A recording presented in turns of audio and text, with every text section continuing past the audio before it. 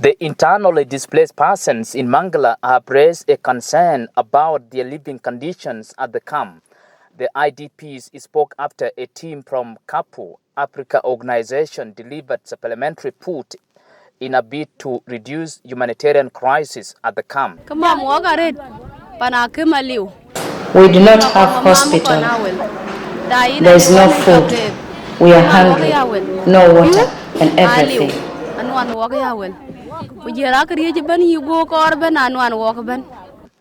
Kapu Africa is a non-governmental organization based in Kenya and works in collaboration with the Midwest Food Bank, an international company funded by the American government with the aims of supporting local population in Africa.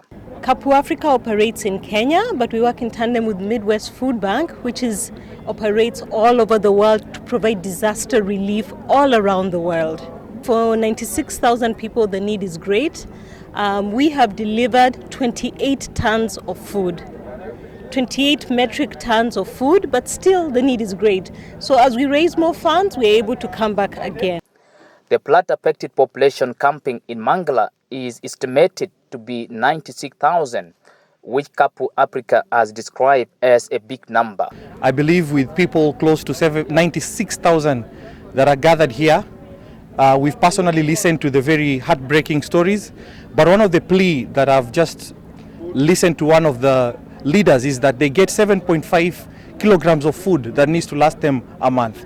And personally for me, that was heartbreaking considering the need that is great. And many of the people that we have engaged with today, they have simply said that they will need even tools so that they go back to farming, because they don't believe necessarily in aid, but they believe that they can use their hands to be able to take care of themselves.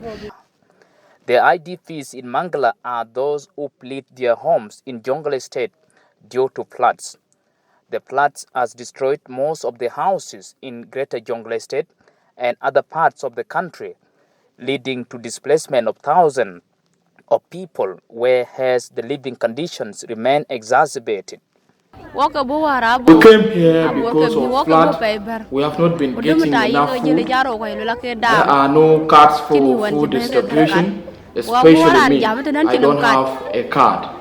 Given the humanitarian challenges facing the IDPs and the host community in Mangalla, the Central Equatorial State Government says it is working in conjunction with the World Food Program to make sure that enough food is delivered to the needy.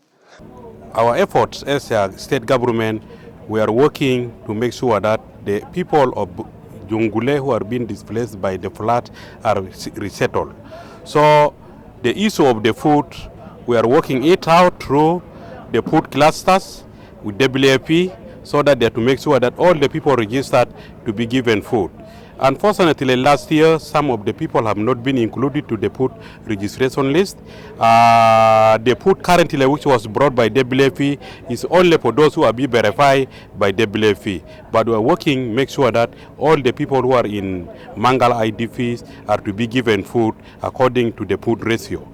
With the little food donated by Kapu organization, the representative of a local NGO known as Community Support Initiative, or CSI, says they are ready to distribute supplementary food equally, adding accountability and transparency are their main responsibilities to look at.